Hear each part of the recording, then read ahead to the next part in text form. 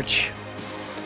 A short time ago, the U.S. military carried out massive precision strikes on the three key nuclear facilities in the Iranian regime: Fordow, Natanz, and Esfahan. Everybody heard those names for years as they built this horribly destructive enterprise. Our objective was the destruction of Iran's nuclear enrichment capacity and a stop to the nuclear threat posed by the world's #1 state sponsor of terror. Congratulations, President Trump. Your bold decision to target Iran's nuclear facilities with the awesome and righteous might of the United States will change history.